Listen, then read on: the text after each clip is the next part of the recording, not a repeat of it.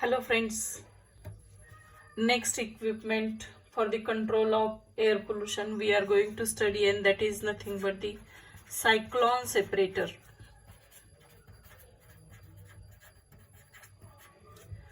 So the first two equipments we have studied, the first one is the gravity settling chamber, is it? Then the second one we have studied about the bag filter.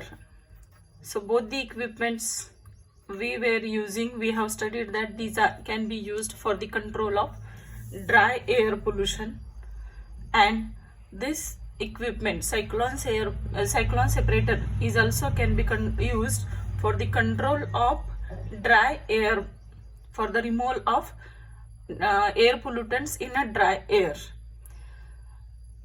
All these three equipments can be used for the control of dust particles, not for the gaseous pollutants. Okay, so this fundamental we how to be remember now. Now we will go for the cyclone separator. So I will explain you the structure. I have drawn the figures to save your time in this video. So this is the cyclone separator I have drawn here. So you can see here, it consists of vertically placed cylinder. It is a vertically placed cylinder, has an inverted attached cone. This is the inverted attached cone to its base, to this cylinder. This is the shape, and this is the inlet point, this is the outlet point. Through the inlet laden gas, we can say, or dirty gas is entering through this inlet, and this is the clear gas or the clean gas outlet. And at this bottom there will be arrangement to collect the this can be called as a hopper for the collection of dust particles. Okay, so I will explain. So this, basically you should remember that in this a vertex, it is a cylinder. A inverted vertex is arranged at the base. Inverted cone is arranged at the base of this cylinder. So the height of this portion and height of this portion is same. Cyclone separator is not having any kind of moving part. It is working with the dimensional base. So how it is going to be remove the particulate matter with the help of this cylinder, we will see. A cyclone separator can be defined as a structure without moving parts, in which the velocity of an inlet gas is transformed into a confined vertex. How a velocity of an inlet gas can be converted into a confined vertex. When the gas starts entering into through the inlet of this cylinder, it starts spiraling and create a vertex, and it will reach to the base of that cone, and again it will start spiraling with the inner vein. I will use the another pen to show that's another vertex. So this is the first vertex. When the gas is entering into this chamber, it starts spiraling around or towards the periphery and tangentially. So when it is reaching to the bottom, again it starts spiraling, but at the inner side of the first one vertex. And because at the end the gas will go out through the outlet provided at the top of this cyclone separator. So, and because this is creating two kinds of vertex naturally, it is also called as the double vertex.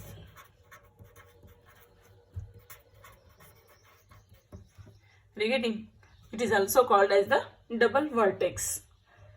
So I was telling you a cyclone separator can be defined as the structure without moving parts in which the velocity of an inlet gas stream is transformed into a confined vertex from which centrifugal forces tend to drive the suspended particles towards the wall of the cyclone body. So whatever the impurities coming with this inlet gas, because it is moving tangentially towards the periphery, the particles starts striking upon the inner wall of this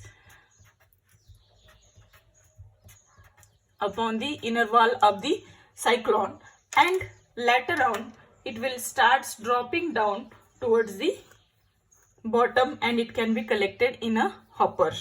Is it? So this way it works. The particulate laden gas stream enters tangentially. It is entering tangentially at the inlet point into the cylinder. The outlet pipe for the purified gas is a central cylindrical opening at the top. The dust particles are collected at the bottom. The gas path generally follows a double vertex. Double vertex in the sense the first vertex is outer periphery, at the outer periphery of the cylindrical portion, and continues through the conical portion and reaches the bottom.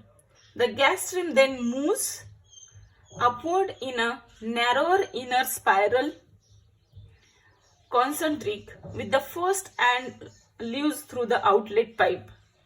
Due to the rapid spiraling of movement of the gas, the dispersoids are projected towards the wall of the cyclone separator by the centrifugal force, and then they can drop by the gravity at the bottom and can be collected in a hopper bottom.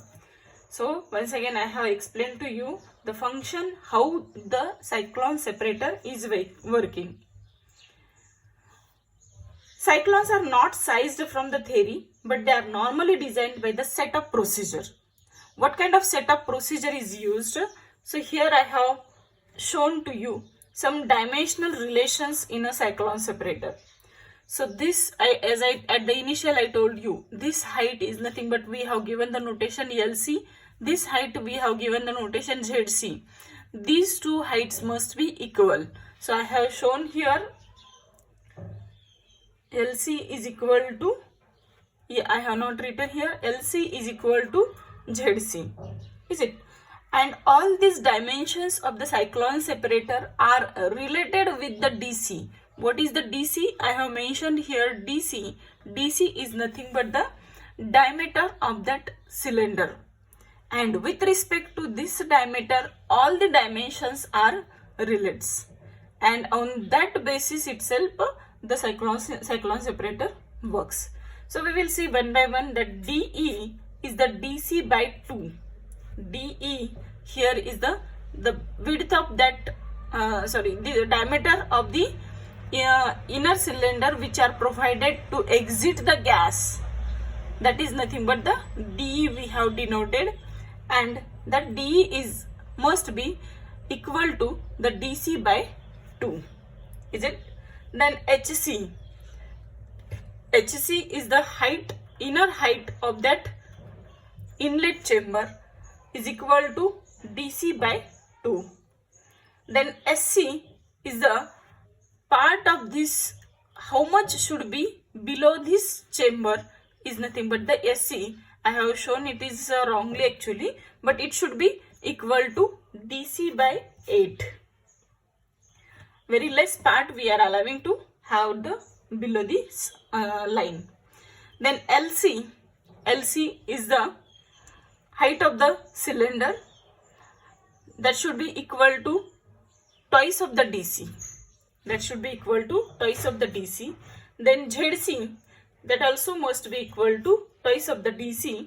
And then BC, that is the innermost start of the way from where the gas is entering into the chamber is nothing but the BC. So BC should be equal to the DC by 4. And the last one is the JC. the width of the outlet chamber, outlet pipe should be equal to the DC by 4. So this way the structure of the cyclone separator has to be designed, and such a structure when we are allowing to such a structure when we are allowing to enter the laden gas tangentially, it is going to be create two types of vertex. One is the outer vertex and second one is the inner vertex. When outer vertex is moving at that time, the particles density is greater than the air. That's why it will strike on the wall of the cyclone separator, and when it is reaching to this bottom, automatically it starts creating another one vertex, and that kind of vertex is creating naturally because the tendency of gas is to go up. It will not go down through this way. It's a natural tendency is to go to up. So it will create vertex and it will go up and it will be free from the particulate matter. Usually the cyclone separator can be used for the removal of particles greater than 10 micron. Is it? And how we can find out which diameter of particles, minimum diameter of particles can be removed with the specific dimensions of the cyclone separator, that we can see, we can find out with the help of this formula which I have written here. And the formula is nothing but is the dP minimum is equal to 9 mu b upon pi v n t into rho p minus rho raised to 1 by 2 is the formula, where dP minimum tells you diameter of smallest particles that can be removed in a centimeter through this particular dimensional cyclone separator. Then mu is the viscosity of the fluid in a poise. Fluid in the sense, what is the fluid here? Gas is the fluid. Then G is the acceleration due to gravity. V is nothing but the width of the cyclone inlet duct. What is this? Width of the cyclone inlet duct is the B, or here we have given the notation BC. Then V is the average inlet velocity. Whatever the laden gas entering, it's a average inlet velocity in a centimeter per second. Then the NT is the number of turns taken by the gas in a particular chamber, that is the NT. Then the rho p is nothing but the density of particle. Rho is nothing but the density of fluid in a gram per cc. So this way, with the help of this formula, we can determine how much diameter size particle can be removed from this with the specific dimensions of the cyclone separator. So the particular points once again I will repeat. First thing, cyclone separator is not having any moving part. It can be used only for the removal of air pollutants. When air is in a dry form, there should not be humidity. And the third one, I should tell you that the cyclone separator is useful to remove the particulate matter. That is, we have discussed PM 2.5U, PM 10, then we can say SPM, RPM. These are the various terminologies can be used for the dust particles, but it cannot be used for the removal of gaseous air pollutants. Is it? Like the carbon monoxide, carbon dioxide, methane, H2S, such kinds of gases cannot be removed with the help of cyclone separator. And the gas is allowed to enter tangentially, and because of that it creates a first vertex towards the wall. It will throw the particulate matter attached to the wall, and then by gravity it will fall down and it can be collected in a hopper bottom. Is it? So this is the working, and when the gas is reaching to the bottom, automatically it will start escaping, and while escaping it will create one more vertex at the inner layer, and the clean gas will remain outlet. We'll go through outlet. So in short, I will tell you what are the advantages and disadvantages of advantages and disadvantages of cyclone separator. Okay, this advantages, it's a low initial cost, is it? Then simple construction, there is no complicated design, so we can say it is a simple construction, and operation is also simple, is it? Then the next one is it has no moving part. It is very great advantage. It is no moving part. If there is a moving part, there is a maintenance. If there is no moving part, there is no maintenance. So it becomes one of the advantage. Continuous disposal of solid particles is possible. Continuous disposal of solid particle is possible in this equipment for the cleaning of gas. Then the next one is we will see the disadvantages. Its collection efficiency is low. When the particles are smaller than 10 micron. When particles are smaller than 10 micron. And there is a severe abrasion in the sense, so when the particles are striking on the wall continuously, there will be abrasion of the inner side of this material, and at the end it will become weakening, it will start weakening the structure. So these are the disadvantages of the cyclone separator. Okay, so we have discussed the cyclone separator. Thank you.